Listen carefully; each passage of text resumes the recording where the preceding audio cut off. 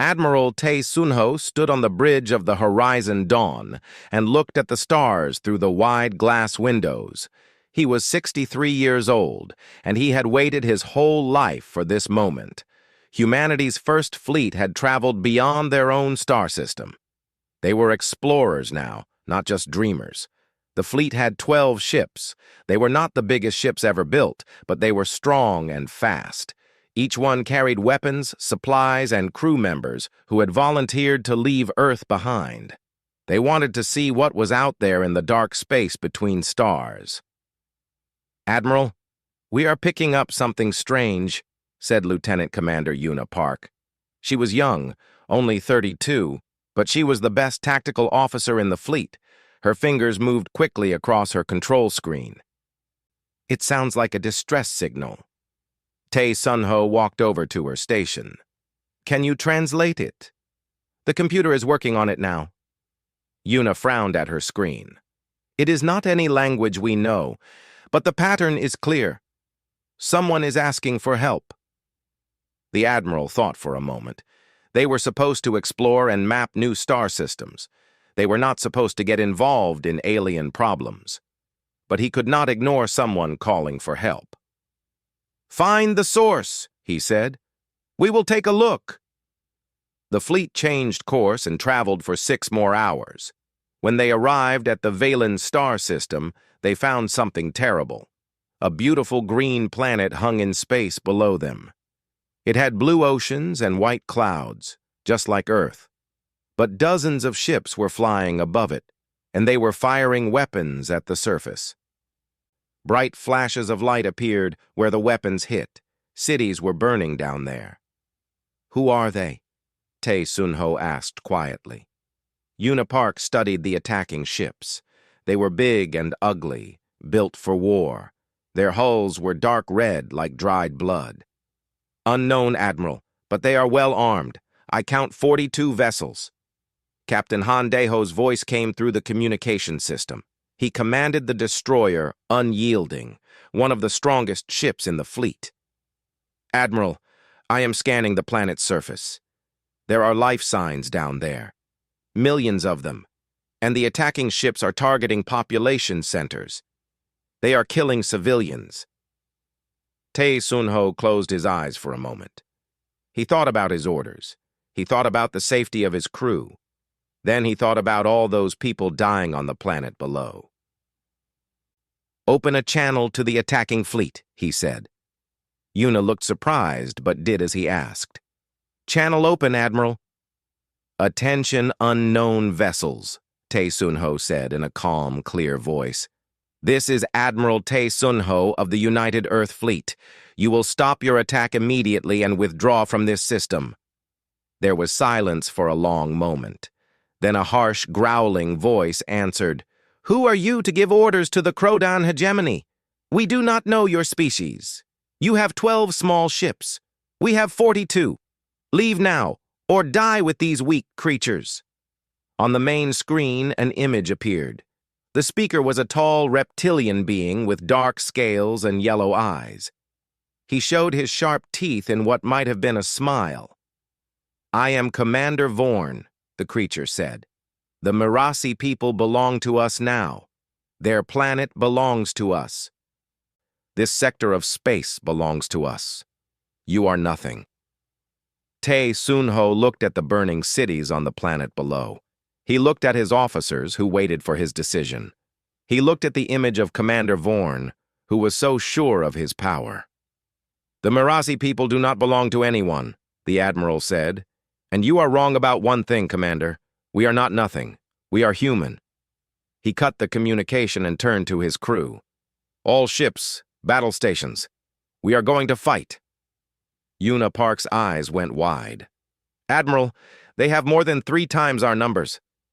"I know." Tae Sunho sat down in his command chair.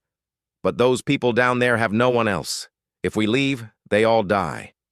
I did not travel across the stars to watch innocent people burn." The message went out to every ship in the fleet. Within minutes, all 12 vessels reported ready for combat. The crews were scared, but they were also determined. They had trained for years. They had the best weapons Earth could build, and they had something the Krodan did not expect. They had the will to fight for strangers. On the planet below, a Mirasi elder named Tovan watched the sky with 4 of his 6 eyes. He was very old, and he had seen many terrible things in his life, but he had never seen anything like this. The Krodan had come 3 days ago.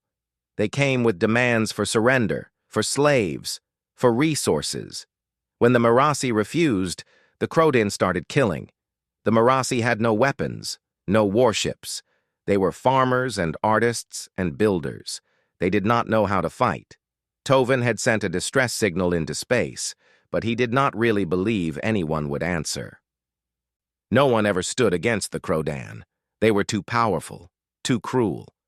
But now, something was happening. New ships had appeared in orbit. Small ships, strange ships, ships he did not recognize. And they were moving between the Krodan fleet and his world. "What are they doing?" asked his daughter, Suri. She held her young child close to her chest. "I do not know," Tovan said, "but I think they are trying to protect us." "Why would strangers protect us?" Tovan had no answer. In all his long life, he had never seen anyone risk themselves for others without expecting something in return. The galaxy was a cold and dangerous place. Everyone knew that. But as he watched those 12 small ships face 42 Krodan warships, he felt something he had not felt in a very long time. He felt hope. Up in space, Admiral Tae Sunho gave his final order before the battle began. His voice was steady and strong, carrying across all 12 ships. "Remember why we are here. Remember who we are. We came to the stars to find new worlds and new friends.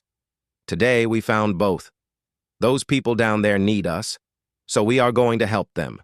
And if the Krodan want to stop us, they will learn what humans are made of." The fleet moved forward. The Krodan ships turned to face them. Commander Vorn was still laughing at these foolish strangers who dared to challenge his mighty fleet. He would not be laughing for long. Commander Vorn watched the 12 strange ships approach his fleet. He was amused. In 300 years, the Krodan hegemony had conquered dozens of worlds. No one had ever been foolish enough to challenge them directly.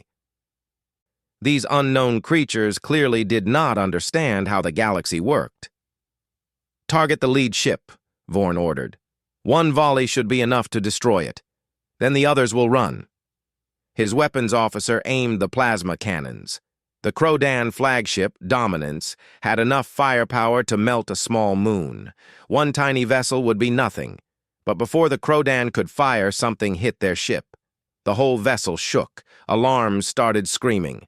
Vorn was thrown from his chair and hit the floor hard. "What happened?" he roared. "We have been hit, Commander." The weapons officer looked terrified. "Something punched through our shields. Our forward armor is breached." Vorn stared at his screen in disbelief.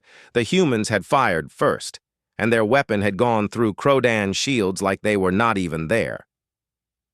On the Horizon Dawn, Admiral Tae Sunho allowed himself a small smile. "Railgun hit confirmed. Their shields are not designed for kinetic weapons." Humanity had spent thousands of years learning how to kill. It was not something to be proud of, but it was the truth. While other species developed energy shields and plasma weapons, humans had perfected the simple art of throwing very heavy objects very fast. A railgun round traveling at a fraction of light speed did not care about shields. It just punched through whatever was in its way. "All ships, fire at will," the admiral commanded. 12 human vessels opened fire on 42 Krodan warships. The space above SciFiPrime lit up like a storm of lightning. Railgun rounds tore through Krodan hulls. Missiles found their targets with cold precision. Human ships danced between enemy fire, faster and more agile than the Krodan had ever seen. Lieutenant Minji Seo led her fighter squadron out of the carrier New Seoul. She was one of the best pilots in the fleet, and today she would prove it. Her small fighter was armed with missiles and a rapid-fire cannon. It was not much against a warship, but she was not here to fight warships. "Squadron, follow me," she said through her helmet radio. "Our job is to take out their weapons platforms. Fast in, fast out." Her squadron dove toward the nearest Krodan vessel. Enemy guns tried to track them, but the human fighters were too small and too quick. Minji fired her missiles at a weapons array and watched it explode in a ball of fire. "Good hit!" shouted her wingman, a young man named Junho. "Do not celebrate yet," Minji replied. "We have a lot more work to do." The battle was chaos. Krodan commanders screamed orders at each other, trying to coordinate their response. But the humans did not fight like anyone they had faced before. Human ships worked together perfectly, covering each other, drawing enemy fire away from damaged vessels, exploiting every weakness. Captain Han Daeho pushed his destroyer, unyielding, into the heart of the Krodan formation. His ship took hit after hit, but it kept fighting. Its railguns fired again and again, each shot finding a target. "Hull breach on deck 7, reported his first officer. "Seal it and keep firing," Daeho said. His face was grim but determined. "We stop when they stop." Commander Vorn tried to regain control of his fleet. "Concentrate fire on their largest ships. Ignore the small ones." But the human tactics were too good. Whenever the Krodan focused on one target, other human ships would attack from different angles. The humans seemed to know exactly what the Krodan were going to do before they did it. 3 hours into the battle, the Krodan had lost 15 ships. The humans had lost one, the frigate Steadfast. Its crew of 87 souls died when a Krodan plasma beam finally broke through their armor. But even as the Steadfast burned, its weapons kept firing until the very end. "Commander, we cannot win this," said Vorn's tactical officer. "These creatures fight like nothing I have ever seen. We must retreat." Vorn wanted to refuse. He wanted to destroy these humans who had humiliated him, but he was not stupid. He could see the numbers. His fleet was being torn apart. "All ships, fall back to the jump point," he ordered through clenched teeth. "We will return with more ships, many more ships." The surviving Krodan vessels turned and ran. Some of them did not make it. Human missiles caught 8 more ships before they could escape. When the last Krodan vessel jumped away, only 17 of the original 42 remained. The battle had lasted 6 hours. When it ended, 23 Krodan ships drifted as burning wreckage in orbit around SciFiPrime. Humanity had lost 2 ships. The Steadfast and the corvette Pioneer were gone. 187 crew members had died. They were the first humans to give their lives defending an alien world. Admiral Tae Sunho stood on his bridge and looked at the debris field. He felt tired and sad. Those were his people out there. He had ordered them into battle, and some of them had not come back. But he also felt something else: pride. His crews had fought bravely against terrible odds. They had protected innocent people they had never met. They had done something good. "Admiral," said Yuna Park quietly, "the Marasi are trying to contact us." Tae Sunho straightened his uniform. "Put them through." An elderly Marasi appeared on the screen. He had 6 eyes, 4 arms, and smooth blue-gray skin.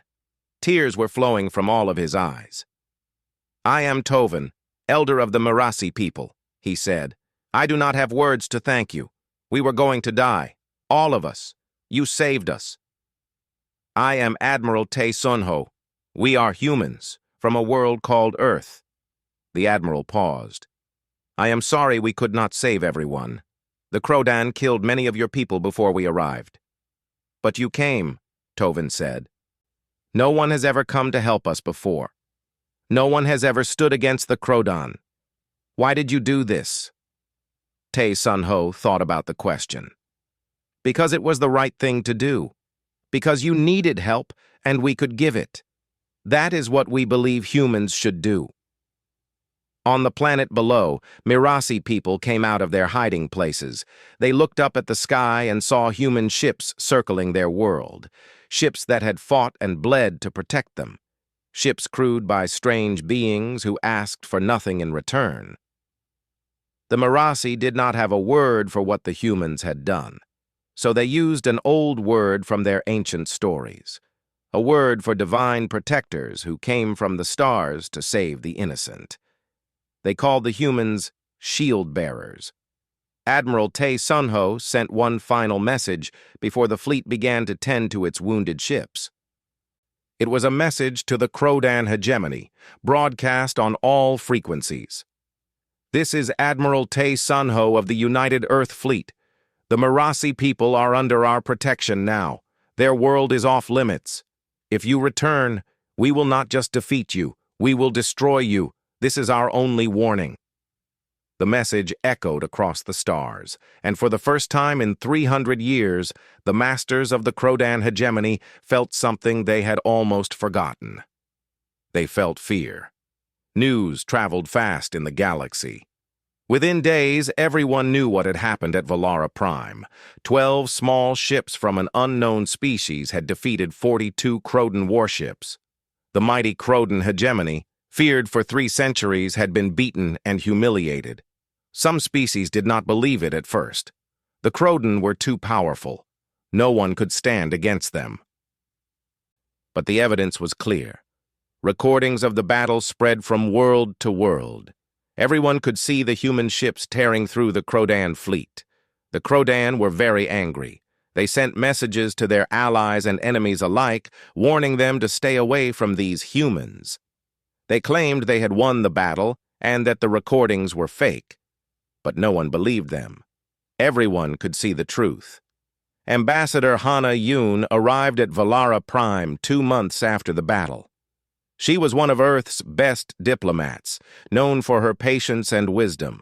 Her job was to make friends with the Marasi and learn more about this part of the galaxy. Tovin met her at the landing site. The old Marasi still walked slowly, but there was new strength in his steps. His people had hope again.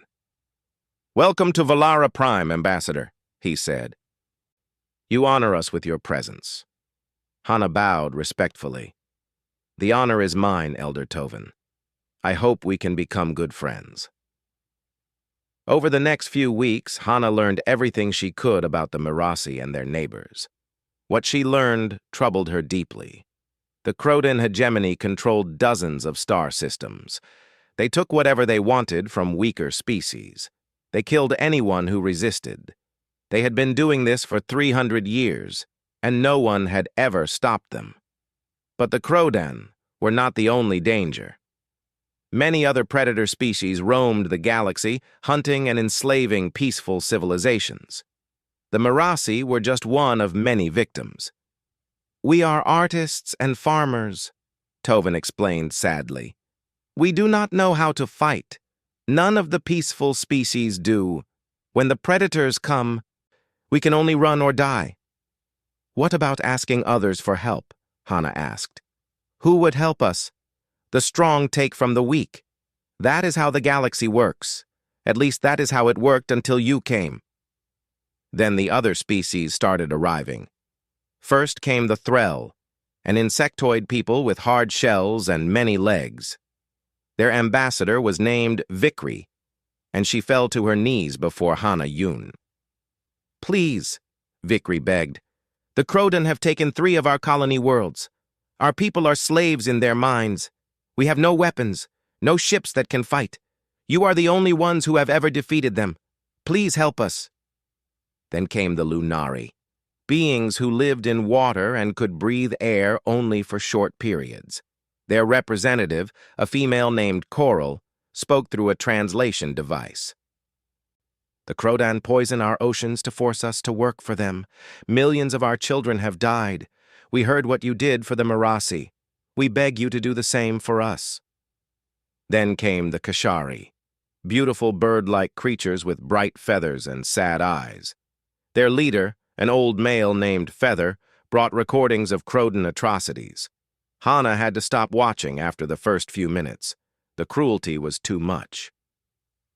"This is what they do to us," Feather said quietly. "This is what they have always done. and we cannot stop them. Hana-Yun sent all of this information back to Earth. She included her own recommendation. Humanity had to help these people. They had the power to make a difference. But Earth was divided. The United Terran Council met in emergency session. The council chamber was full of shouting voices. Everyone had an opinion, and no one agreed. Counselor Sung Ara was the loudest voice against intervention. She was a serious woman who cared deeply about Earth's safety. "We cannot be the galaxy's police force," she argued. "We have our own problems. Our own worlds need protection. If we spread ourselves thin, fighting everyone else's wars, we leave ourselves open to attack." Other council members agreed with her. "The Krodan will come for us eventually," said one. "We should build up our defenses, not waste ships protecting aliens." "They are not just aliens," said another counselor. "They are people, innocent people who are suffering. And helping them will make us suffer too. How many humans have to die for strangers?" The debate went on for hours. It seemed like no one would ever agree. Then Admiral Tae Sunho was called to speak. The old admiral walked slowly to the front of the chamber. He had not slept well since the battle. The faces of the 187 dead crew members haunted his dreams. But his voice was strong when he spoke. "I understand Counselor Sung's concerns," he said. "I share them. I do not want any more of our people to die.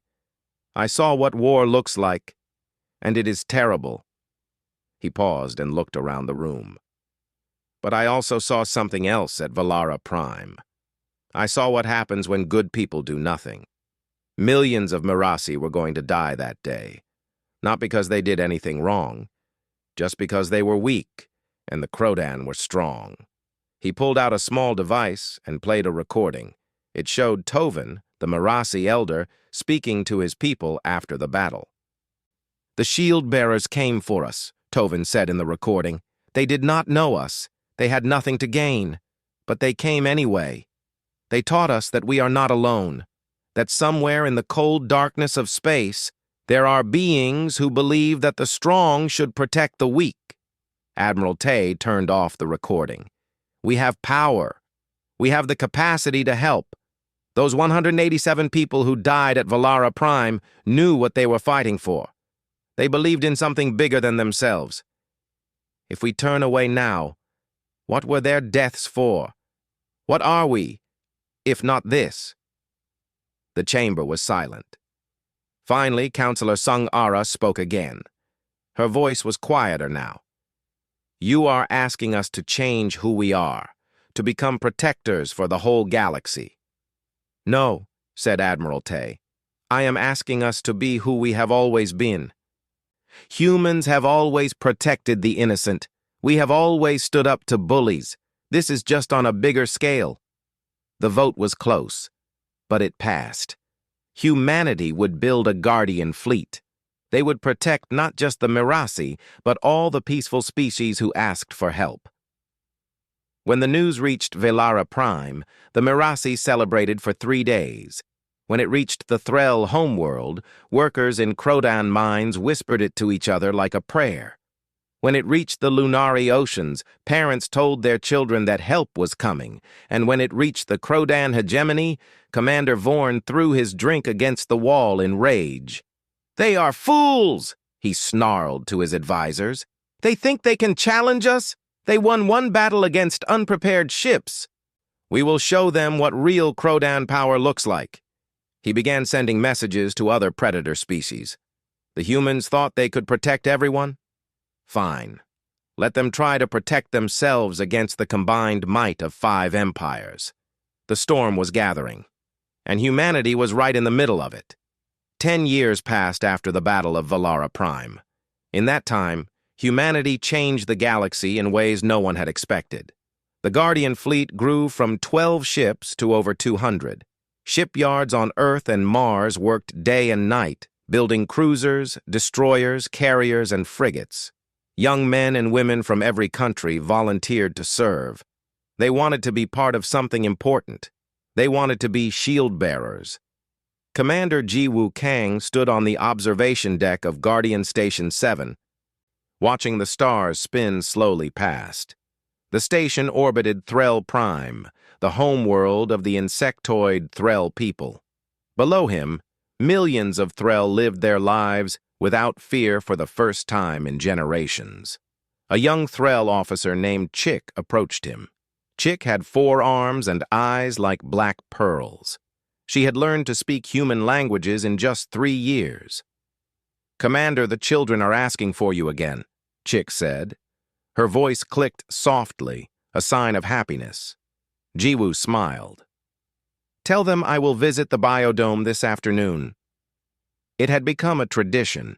Human officers would visit Threll schools and play with the children. The Threll young ones loved humans, especially their strange, soft skin and their loud laughing. They had never known a galaxy where someone would protect them. Now they were growing up safe and happy.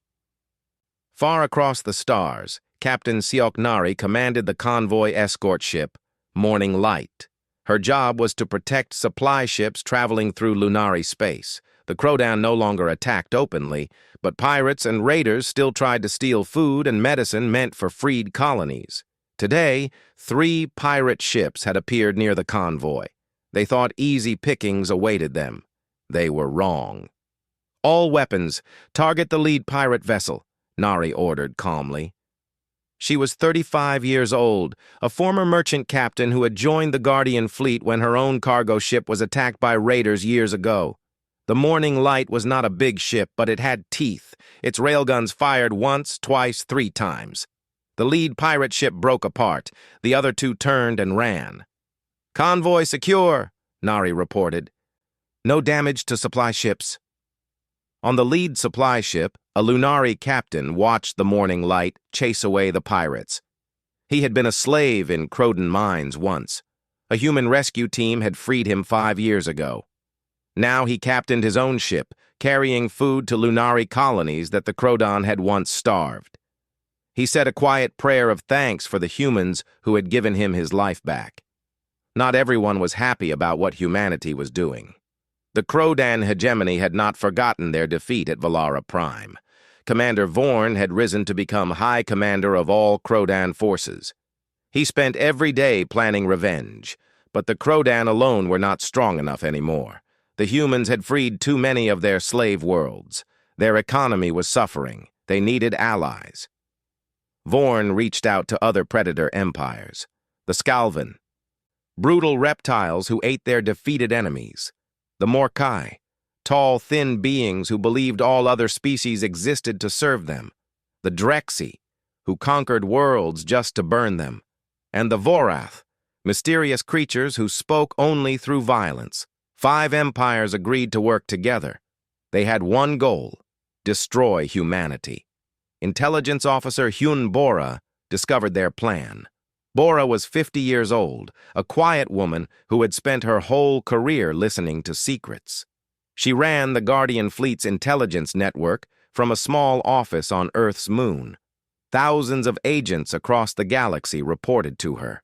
One of her agents, a former Krodan slave, had stolen communications from a Krodan military base. Bora read the messages 3 times to make sure she understood them correctly. Then she called Admiral Tae Sunho. "Admiral, we have a problem." Tae was 73 now, his hair white and his face lined with age, but his eyes were still sharp. He listened as Bora explained what she had found. 5 empires, he said slowly, working together. "Yes, Admiral, they are building a combined fleet. Our estimates suggest over 800 ships, maybe more.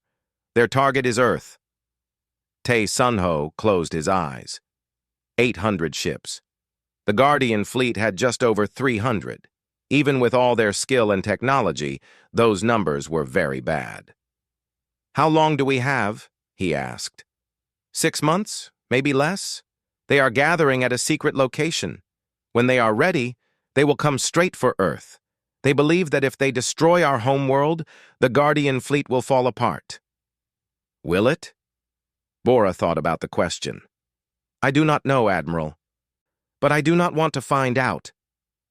News of the coming attack spread quickly through the Guardian fleet. Some officers wanted to abandon the alien worlds and bring all ships back to defend Earth. Others wanted to attack the enemy fleet before it could gather. Admiral Tay called a meeting of all senior commanders. "I will not abandon the people we promised to protect," he said firmly. "If we run away now, everything we have done means nothing. The Threll, the Lunari, the Mirasi, the Kashari, they trusted us. We cannot betray that trust." "But Admiral," said one commander, "if Earth falls, we all fall. Our families are there, our homes." "I know." Tay's voice was heavy with sadness. "But running will not save us. The enemy will not stop with Earth. They want to destroy everything we have built. The only way to survive is to stand and fight. With 300 ships against 800? The commander shook his head. "That is not a battle. That is suicide." "Then we will make it the most expensive suicide in history," Tay replied. "We will hurt them so badly that they will never threaten anyone again. That is what shield-bearers do." The meeting ended without a clear solution. Some commanders left feeling hopeless. Others left feeling determined. All of them knew that in 6 months they would face the greatest battle in human history. On SciFiPrime, old Tovin heard the news from Ambassador Hana Yoon. The Mirasi elder was very old now, his movements slow and painful, but his mind was still sharp. "They are coming for you because you helped us," he said sadly. "If you had just passed us by that day, none of this would be happening." Hana shook her head. "We do not regret helping you, Tovin. We never will. But you might all die. Your whole species might end because you chose to protect strangers." "Yes," Hana admitted. "We might. But there are worse things than dying. Living as cowards who let innocent people suffer, that is worse. Admiral Tay taught us that at SciFiPrime, and we still believe it." Tovin was quiet for a long moment. Then he reached out with one of his 4 hands and touched Hana's face gently. "You truly are shield-bearers," he whispered, "and you will not stand alone." Hana did not understand what he meant, but she would find out soon enough. Across the galaxy, in dozens of worlds that humanity had saved, people were making a decision. They were farmers and artists and builders, not warriors. They had no warships, no weapons, no training, but they had something else. They had gratitude, and they had hope, and they were not going to let their protectors die alone. The enemy fleet arrived at the edge of the Sol system on a cold morning in January. 847 ships from 5 empires, the largest military force ever assembled in this part of the galaxy. High Commander Vorn stood on the bridge of his new flagship, the Eternal Dominance, and smiled at the sight. "Today, we end the human threat," he announced to his fleet. "Today, we burn their world and teach the galaxy what happens to those who challenge us." His sensors showed the human Guardian fleet forming a defensive line near the 4th planet, the red one the humans called Mars. 312 ships, less than half his numbers. Vorn almost felt disappointed. He had wanted a real fight. "All ships advance," he ordered. "Standard attack formation. We will crush them in one blow." The coalition fleet moved forward, a massive wave of death and destruction. Krodan, Skalvan, Morkai, Drexy, and Vorath ships flew side by side, united by their hatred of humanity. Then Vorn's sensor officer made a strange sound. "High Commander, I am detecting additional contacts near the human fleet." "More human ships?" Vorn was not concerned. Even 100 more would not matter. "No, sir. They are not human. I am reading Mirasi cargo haulers, Threll construction vessels, Lunari transport ships, Kashari atmospheric craft." The officer looked up, confusion in his eyes. "There are ships from 27 different species, sir. All of them are taking positions alongside the humans." Vorn stared at his screen. What he saw made no sense. The peaceful species had come. The farmers and artists and builders, the prey that the predators had hunted for centuries, they were here. Their ships were not warships. They had not been built for battle, but they were here anyway. On the Guardian Fleet flagship, Admiral Tae Soon-ho looked at the Allied fleet with tears in his old eyes. Ambassador Hana Yoon stood beside him, equally moved. "They came," Hana whispered. "All of them came." "They should not be here," Tae said quietly. "They will die. Their ships cannot fight."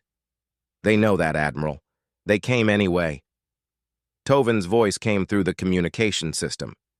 The old Marasi was aboard a converted cargo hauler, leading a squadron of Marasi supply ships. "Admiral Tae, we are in position. Our ships cannot fight, but we can carry supplies and rescue survivors. We can shield your damaged vessels with our hulls. We can give you everything we have." Vikri, the Threll ambassador, spoke next.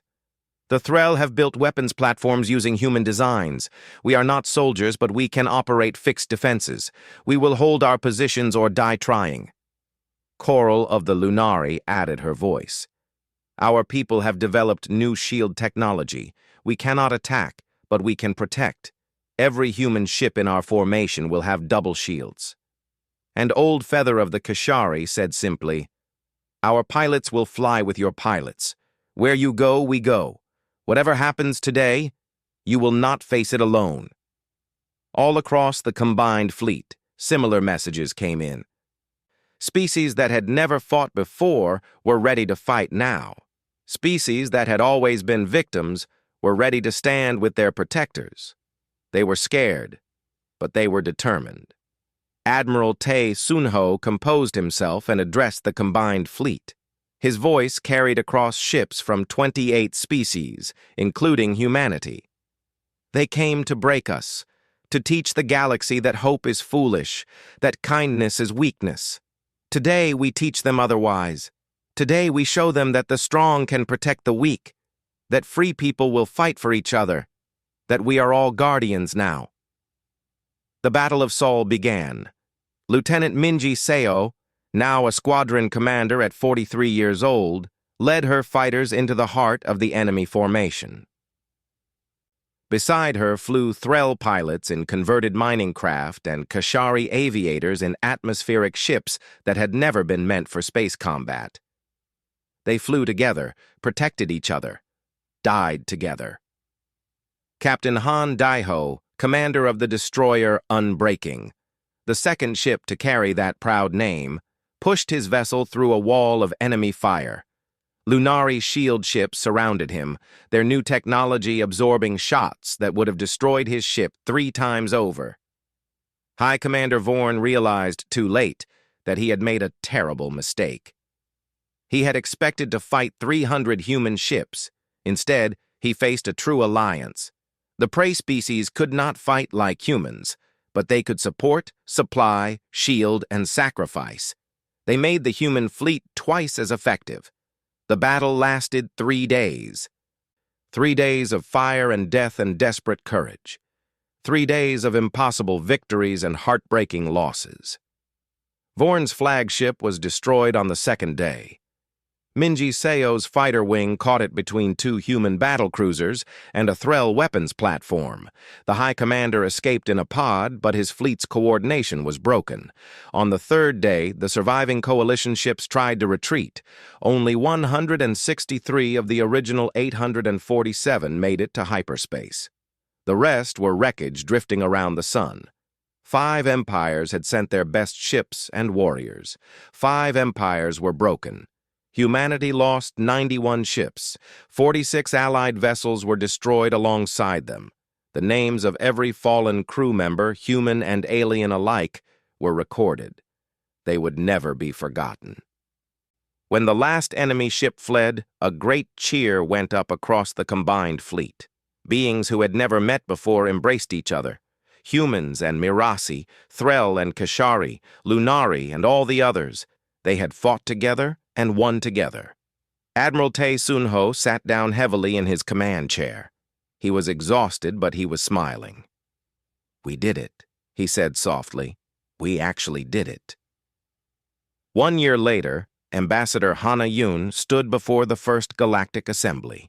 Representatives from over 50 species had gathered to form a new government, a coalition of free worlds united by the principles that humanity had championed. Hana was 70 years old now, her hair gray but her voice strong. She looked out at the assembled beings, so different in shape and size and color, all of them watching her with hope. 10 years ago, a human fleet made a choice, she said. We could have looked away from suffering. We could have protected only ourselves. But we chose to help strangers, even though it cost us. We chose to believe that kindness is not weakness, that protecting others makes us stronger, not weaker. She paused and smiled. Today, we see the result of that choice. We are not just humans anymore.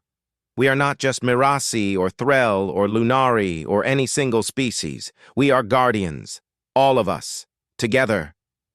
The assembly hall erupted in cheers and applause. Species that had once been hunted now stood as equals with those who had protected them. Predator empires that had terrorized the galaxy for centuries were gone, broken, or humbled. Hana spoke the words that would be carved into monuments on 100 worlds. We are all guardians now, and we will never let each other stand alone again. 50 years later, an elderly Minji Seo visited the memorial of the shield bearers on Valara Prime. The monument was a great wall of polished stone covered with names, human names and Mirasi names and Threll names and dozens more. All the people who had died protecting worlds not their own. Minji was 93 now, moving slowly with a cane. But she made this journey every year to remember her friends. A young Mirasi child approached her. The child had 6 curious eyes and a bold spirit. "Were you really there?" the child asked. "At the first battle? At the Battle of Soul?" Minji smiled and touched the names of old friends carved in stone. "I was there. Both times." "Why did you help us? You did not know us. You could have just gone home." Minji thought about the question. She thought about Admiral Tay, who had died peacefully 10 years ago, surrounded by friends from a dozen species. She thought about Tovin, who had lived long enough to see his grandchildren grow up without fear. She thought about all the people she had lost and all the people she had saved. "Because that is who we chose to be," she said finally. "We saw people who needed help, and we helped them. We saw a galaxy full of fear, and we brought hope. That is what humans do. That is what guardians do." The child looked up at the stars, where ships of the Guardian fleet still patrolled, still protected, still served. "Can I be a guardian someday?" the child asked. Minji put her hand on the child's shoulder. "You already are. We all are now. That is the gift we gave each other." Above them, the stars shone bright and peaceful. And across 1,000 worlds, children of 100 species grew up knowing that they were not alone. They never would be again.